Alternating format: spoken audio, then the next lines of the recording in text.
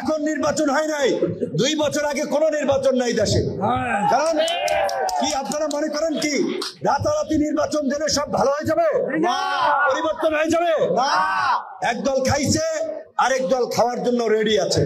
পরিষ্কারভাবে এই প্রশাসন ঠিক না করে, রাষ্ট্র সংস্কার না করে আগামী 2 বছর আগে কোনো নির্বাচন আমরা চাই না। 4 মাস হতে যাচ্ছে, এই 4 মাসে আমরা কিছু ঘটনা যা লক্ষ্য করছি সেটা আমাদের জন্য অশনি সংকেত। আমরা পরিষ্কারভাবে বলেছি 5ই আগস্টে শেখ হাসিনার পালিয়ে যাওয়ার মধ্যে দিয়ে আমাদের প্রাথমিক বিজয় হয়েছে, চূড়ান্ত বিজয় অর্জিত হয় নাই। যতক্ষণ পর্যন্ত না আমরা নতুন রাজনৈতিক বন্দোবস্ত, নতুন সমাজ এবং রাষ্ট্র ব্যবস্থা গড়ে তুলতে না পারবো, ততক্ষণ পর্যন্ত এই গণ অভ্যুত্থানের সুফল জনগণ পাবে না। আমরা চূড়ান্ত বিজয় বলতে পারি না। দুঃখ হয়, কষ্ট লাগে এবং আফসোস হয়, শেখ হাসিনার পতন দেখেও এরা শিক্ষা নেয় নাই। কোন রাজনৈতিক দলের নেতৃবৃন্দের ঔদ্ধত্য, আচরণ, কর্মকাণ্ড, সে আওয়ামী লীগ যা করেছিল, আওয়ামী লীগের নেতা কর্মীরা যা করেছিল, তারই একটা রূপান্তর, তারই একটা ভূমিকা আমরা দেখতে পাচ্ছি।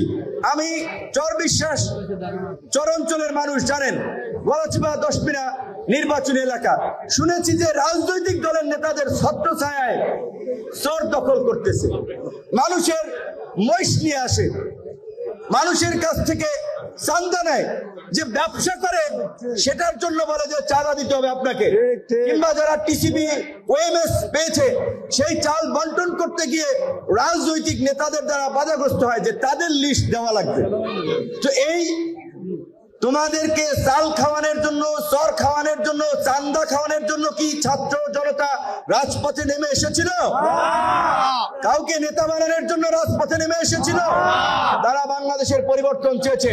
পরিষ্কার কথা, এই অন্তর্বর্তীকালীন সরকার আছে, অনেকেই বলছে এই সরকারের ম্যান্ডেট নাই সংবিধান পরিবর্তন করার জন্য, রাষ্ট্র সংস্কার করার জন্য। যারা কথাগুলো বলছেন আমি বলি এটা আসলে সঠিক কথা নয়, এটা এক ধরনের উপহাস। এই আন্দোলনের সাথে প্রহসন। বাংলাদেশের ইতিহাসে 53 বছরের সরকারের মধ্যে এই অন্তর্বর্তীকালীন সরকার হচ্ছে ইতিহাসে সর্বোচ্চ জনসমর্থন পাওয়া সরকার। বাম, ডান, বিএনপি, জামাত সবাই মিলে সমর্থন দিয়েছে, কিন্তু এখন অনেকে খাওয়া দাওয়া চলতেছে না, বন্ধ হয়ে যাচ্ছে। কারণ অনেক জায়গায় সেনাবাহিনী দমন করতেছে চাঁদাবাজদের, মাফিয়াদের, ধান্দাবাজদের, তাদের ধান্দা হচ্ছে না। এখন তারা অনেকে দেখছে যে কোনো মতে যদি তাড়াতাড়ি একটা নির্বাচন হয় তাহলে আমরা ক্ষমতা আসতে পারলে ভাগ বটরা করে খাওয়া যাবে, সেজন্য তারা ক্ষমতার জন্য, নির্বাচনের জন্য অস্থির হয়ে যাচ্ছে। সরকারের বিরুদ্ধে নানান ধরনের প্রপাগান্ডা ছড়াচ্ছে, বিভ্রান্তি ছড়াচ্ছে। কিন্তু আমরা সরকারকেও পরিষ্কার করে বলতে চাই, আমরা আপনাদেরকে নির্বাচনের জন্য ক্ষমতায় বসাই নাই। রাষ্ট্র সংস্কার করতে হবে, জন আকাঙ্ক্ষার বাংলাদেশ বিনির্মাণ করতে হবে। এই যে আপনারা যে 15টি কমিশন করেছেন, সংবিধান সংস্কার, নির্বাচন সংস্কার, দুর্নীতি দমন সংস্কার, এরকম বিভিন্ন সেক্টরের সংস্কার, এই সংস্কারগুলো হওয়ার পরেই আপনাদেরকে নির্বাচনের কথা ভাবতে হবে। সহনশীল হন, সংবেদনশীল হন, সব একা দখল করতে চাইেন না, একা একা খাইতে চাইেন না। আর এই দখলবাজির রাজনীতি বন্ধ করুন, জনগণের জন্য কাজ করুন। এখন নির্বাচন হয় নাই, 2 বছর আগে কোনো নির্বাচন নাই দেশে। কারণ কি আপনারা মনে করেন কি রাতারাতি নির্বাচন দিলে সব ভালো হয়ে যাবে? পরিবর্তন হয়ে যাবে? একদল খাইছে, আরেক দল খাওয়ার জন্য রেডি আছে। পরিষ্কারভাবে এই প্রশাসন ঠিক না করে, রাষ্ট্র সংস্কার না করে আগামী 2 বছর আগে কোনো নির্বাচন আমরা চাই না। আইন শৃঙ্খলা পরিস্থিতি খুব বেশি উন্নতি হয় নাই, আইন শৃঙ্খলা বাহিনী খুব ভালোভাবে কাজ করতে পারছে না। কারণ আর একটা বাস্তবতা আমরা লক্ষ্য করছি, প্রশাসনের ব্যক্তিরা সবাই না, কতিপয় ব্যক্তি এখনই তাদের কেবলা ঘুরিয়ে দিচ্ছে অন্যদিকে।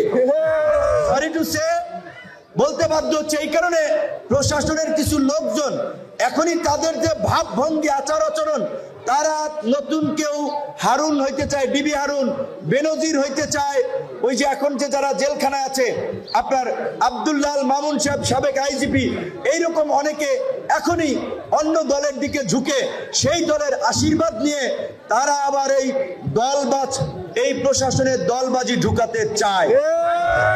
প্রশাসনের কর্মকর্তাদেরকে বলি, আপনারা সরকারি চাকরি করেন, সরকার আসবে যাবে, আপনাদের চাকরি থাকবে।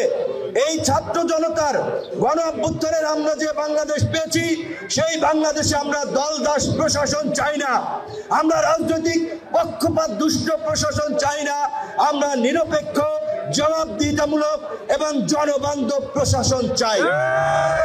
আপনারা আশা করি জন আকাঙ্ক্ষাকে ধারণ করে আপনাদের যে দায়িত্ব, সেই দায়িত্ব পালন করবেন। কোন বিশেষ রাজনৈতিক দলকে আপনারা তো পীড়িত করার দরকার নাই, এত খাতির করার